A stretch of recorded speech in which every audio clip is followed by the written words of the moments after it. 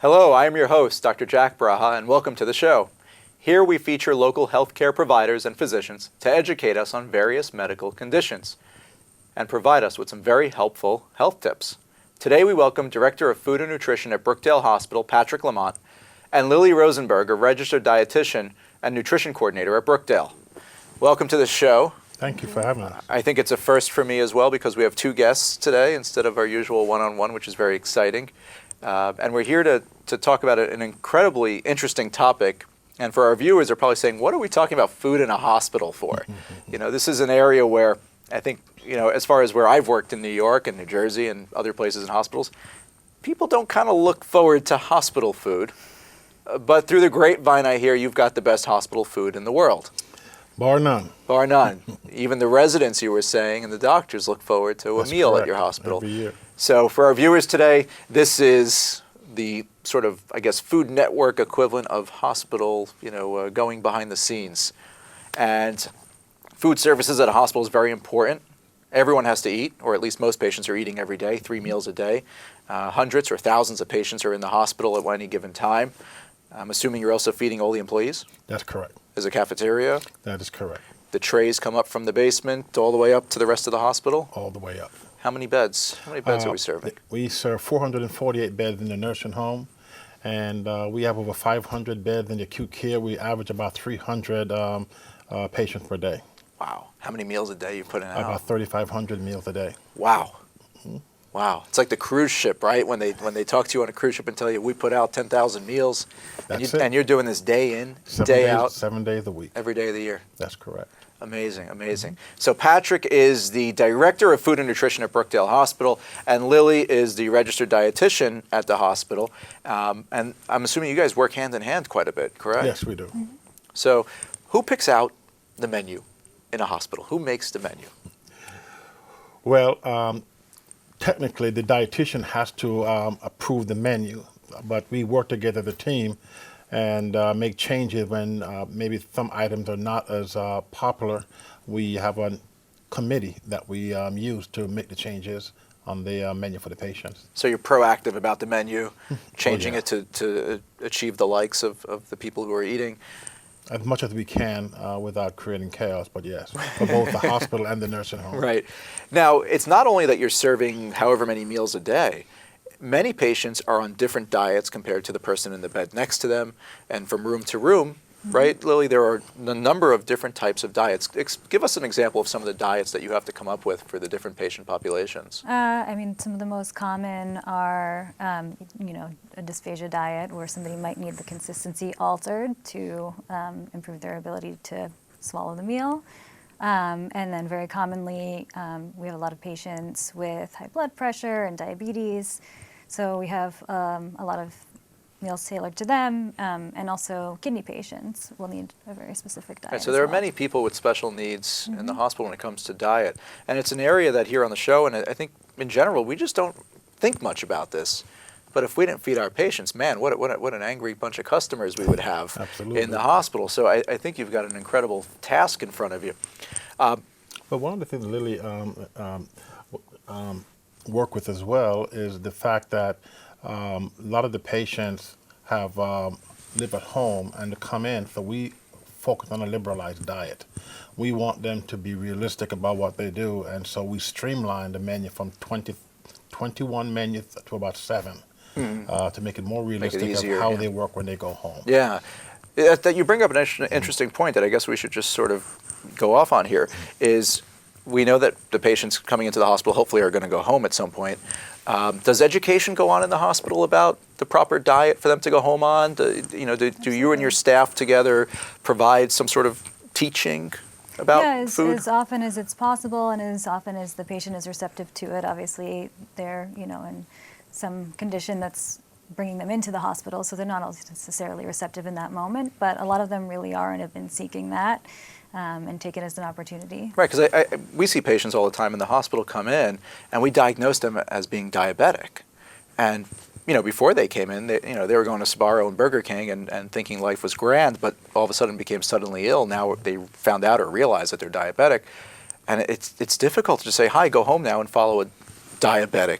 Yeah. Right? I mean, what are some of the challenges that you face as a dietitian in that situation? Well, particularly with new onset diabetes, it can be really upsetting to a patient to hear that so many changes have to happen at one time. So we really have to get to know what is a digestible amount of information, and what we can send them home with paperwork that will actually explain a little more along the way, and then sort of gear them toward, and you can go to an ambulatory dietitian who can then actually sit down with you, but eventually it will become easier, and really knowing sort of the emotional aspect that'll help them to be able to integrate what they're learning. It's really important. I think for someone with a new disease diagnosis in the hospital, that it's not just what we do as physicians prescribing medications and teaching the patient about their disease. Many disease processes affect what we will do with our diet. And food and what we eat is very important. I think it's more in the forefront today than it was 10, 20, 30 years ago. Absolutely. Patrick, would you agree that we're more involved in our diets? Absolutely. I'm a prime example of trying to focus in a very busy world and eating correctly, learning how to read your ingredients on your products when you go shopping, and taking a more major role and part in your diet and your health in general.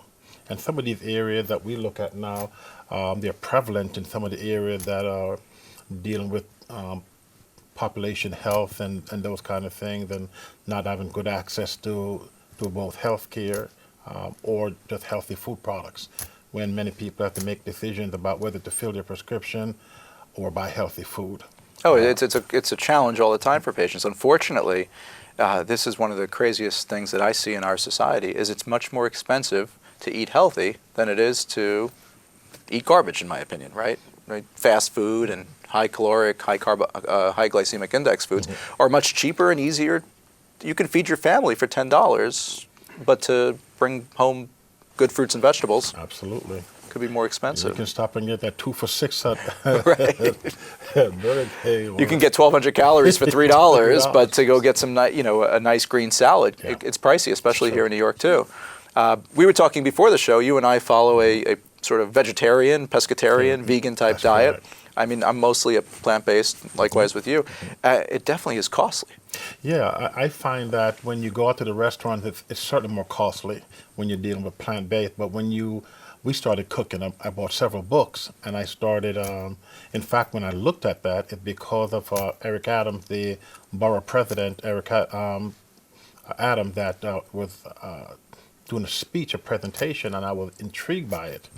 And I started to look at that diet, and the result that I had within 4 months was amazing to my doctor, that my A16, hemoglobin A16 went from 7.7 to 5.9. Wow. And I didn't even That's exercise. great. That's great. And my HDLs actually went up and my LDLs went down, and they actually called me on the phone to find out, what are you doing over there? And all I did was I went to a strict vegan, and then I started to do a pescatarian and brought more fish into my diet because one of my friends told me that it would reduce strokes by 40%, and so I said, oh, let me get some fish, and I started doing fish, but I still only do plant-based. Lily, what's your input on someone like Patrick or I who wants to pursue a plant-based diet? I agree. I was at a speech with Eric Adams where he was talking at an event, and I was happy to see a politician out there focusing on diet. I thought it was incredible. They weren't talking about their opponent. They weren't talking about money, or they were simply talking about eating vegetables, and I thought it was amazing. Yeah. But what are some of the concerns as a dietitian that you have for our viewers if they want to follow a plant-based diet? Are there any problems? Anything we need to be worried about? Sure. Plant-based in and of itself doesn't necessarily mean all too much in terms of your health. French fries are a plant-based food. The most important element is to make sure that you're getting enough of the non-starchy vegetables, the leafy greens, and that those are a major component of the diet. I always tell people, like you said, that, oh, doc, I only eat such and such vegetables. French fries are vegetables. You can still be unhealthy following a plant-based diet. correct. So just because you went out and bought, apple pie, Sure. which was vegetarian, and you went to McDonald's and got some French fries, doesn't mean you are a healthy vegetarian. Mm-hmm. But what about when patients come in and they say to me, well, I'm eating vegetarian, I need this vitamin, I need this supplement. What are there any tests that doctors should do, or is there anything you're worried about when someone says to you, listen, I haven't had a piece of meat in 10 years? Well, the big thing is making sure that they're getting their B12. Honestly, that's the one thing, the one take home you want every entirely plant-based person to have is don't skip Supplementation with B12. Yes. Right. To Patients, make sure they're getting protein. That's often forgotten when they suddenly Right. transition. and I was about to say, patients come in to me and they say to me, well, doc, I'm eating vegetables, I'm going to the supermarket, I cook all my own food, but I was told I need protein. How do we achieve protein intake if you're following a plant-based diet? What are some of your suggestions? Or, Patrick, what have you been doing? Well, I eat and still do a lot of legumes, and I Correct. get different protein-based type items. I get a lot of the protein from meat not imitation, but plant-based meats. Right. And there's so many varieties out there. I don't miss it. My wife and I, we make lasagna together. In fact, we weren't cooking together until I went plant-based. My wife is not plant-based. So She's she let still you into the kitchen? She lets me Yes, into the okay. kitchen, and we cook together these things. That's nice. And it, that's just an added extra to that, doing those things together like we did a long time ago. Right. So he mentioned legumes and some of the plant-based meats, the imitation or Impossible Burger or Beyond and stuff like that. What else do you recommend for protein? And if there's some- nuts and seeds as Right. well that can be incorporated. Whole nuts or even in nut butters is a helpful way, to add to a smoothie or something like that. And then, you have walnuts with the added omega-3s and fiber from these foods. So Yeah, so I tell patients that frequently in my office is that it's a misnomer or a false statement when people say, well, I have to eat animal protein in order to grow or to stay healthy. And there is protein that's plant-based and very good for you. that you So know you're I like eating. Right. So I like this because cooking at home, first of all, clean cooking is very healthy. Avoiding the processed foods, the preservatives. Absolutely. I try to encourage Very that amongst my patients. I'm a gastroenterologist. I deal with irritable bowel syndrome, Crohn's disease, colitis, and I know that in the hospital you must see some of this. And so, how does a patient who leaves the hospital with a new diagnosis like Crohn's, colitis, diabetes, cardiac disease, how do they maintain the education or the learning? Is there an ambulatory process for this? Do you have outpatient centers? How can patients, especially at Brookdale, follow up? Right. So as we were saying earlier, we do have now some ambulatory dietitians that can follow up with the patient and actually help them to create a full meal plan that will have more time to really sit down and spend with them and help them to integrate changes and work with, how their meal planning is structured already. So we do have ambulatory services. We have 6 BFCCs right now, and What's a BFCC? that is Brookdale Family Community Centers. Okay. And we have 6 of them, and it's strategically in the plan over the next several years to open up another 20 plus of those areas. So we're anticipating going into the community that we serve, East New York, with anywhere between 1.2 and 1.6 million within our geography. Yeah, I think that's an area where we as physicians, it's not that we don't want to help our patients with diet and that we don't know how. It's the time in the office. We just don't have that resource to educate our patients enough as we would like to. There's a lot of demands from the practice environment to see patients and take care of their disease. But I find that it's really difficult, and here in Brooklyn as well, to find a dietitian for patients. Lack of insurance coverage, it costs a lot, but now you have these centers, and anybody can call up and make an appointment. Do they have to be Absolutely. linked in with With a anything? PCP referral, That's it, just a Your home doctor, primary yeah. care referral. Yeah. That's great for our viewers to know. I mean, Brookdale's really expanding their services in the community and in all the right directions in terms of family health and, what we call as the, the 360 healthcare. It's not just medications, it's preventative care, primary care, and the dietitians are so important to what we deal with. So let's go back to the hospital. Okay, so you're putting out all these thousands of meals a day. I always say when a patient starts complaining about the food, they're healthy enough to go home. Okay, it's a great sign. I tell my patients, you didn't like the food today, because most hospitals, I have to be honest, the food isn't the highlight of coming to the hospital. What makes you unique? What we hear such good things about the food at Brookdale, and I don't mean to joke about it or anything. I think it's really important because we want our patients eating, and if they like the food, they're probably a little bit happier. Absolutely. What's the secret sauce? What's going on at Brookdale? Tell us. Well, we have the retail component of the where the highlight comes, and we provide those of alternate or you may prefer on our menu cycle that we have. So not only do they have the ability to eat the patient meal, but if there's something that they don't like, we offer a dietitian that the approval to suggest something from the cafeteria. And if they don't have that, we provide something else for them. We try to cater to their needs. But we do have the challenges with not just the quality of the food, but sometimes the quality of the types of equipment and methodology that you use.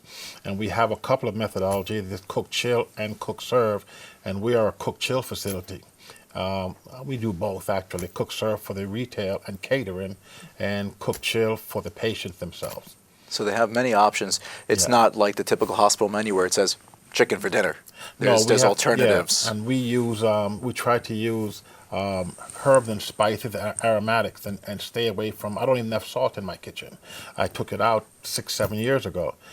So we use those types of herbs and spices to enhance the flavor of the food and control the sodium contents and make it easier for the dietitians to practice what they preach. Now, if I'm in your hospital, God forbid I'm a patient, but say I'm there and I'm a vegetarian or I have a special restrictive diet, can we accommodate these? Absolutely. As a matter of fact, about a year or so ago now, Lily, we started to focus and concentrate on vegan, vegetarian, and plant-based type items. I'm actually working with the cardiologist to make that be a part of his practice for his cardiac patients, and that's our heart healthy choice that we have both in the cafeteria, and we provide that option for all the patients if they need that. And how's the response to it? How's the feedback? It's still in its infancy, Lily. Have you been able to do that, or what are you seeing in that area? With the patients consuming vegetarian meals. Yeah. Are they receptive? No complaints, or? honestly, Yeah. very often. And they won't even necessarily have known that they were vegan, but once we've described the diet, Right. like, I guess I am a vegan, and they'll sort of take ownership of that a little bit, Yeah. which is interesting. It's growing. I think it's more accepted these days to follow a plant-based diet. I'm not sure if that's because of the internet and all these cooks and kitchens that we see on the internet showing these wonderful foods. And there's so many restaurants in Brooklyn and and in New York that cater to these. I don't even consider them special diets anymore. I mean, this should be our diet. My wife and I both follow this vegan sort of diet. We have great cookbooks and we eat well. I mean, I used to eat meat. I never really did like it, but I don't miss anything. Yeah. You don't miss. I picked out some great restaurants, and not want to plug them, but tell us. We do have a portion of the show where we get a little personal. Why don't we just skip right to it? What's your favorite place to get a vegan meal around here? Right now, I go to Verdure.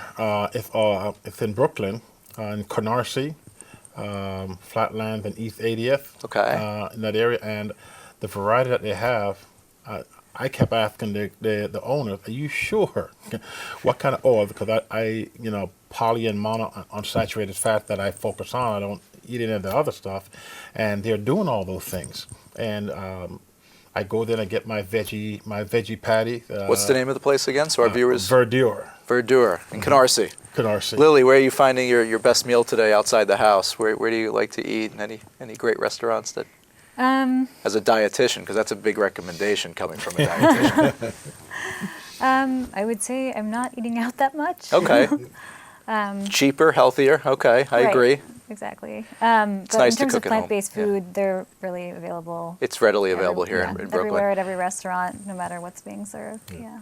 So, Patrick, since you're involved as the director of food services at a major hospital, and you follow what I think is a great diet, and I follow it too, how do we get our politicians, our government, our resources to really help people out there who can't afford to go plant-based? I mean, how do we make it easier to access fruits and vegetables and things that tend to cost more per pound than unhealthy food? That's a good question, and I see a lot of the politicians focusing in my area of Brooklyn, the social determinants of health, and trying to provide the resources available for that to be more practical.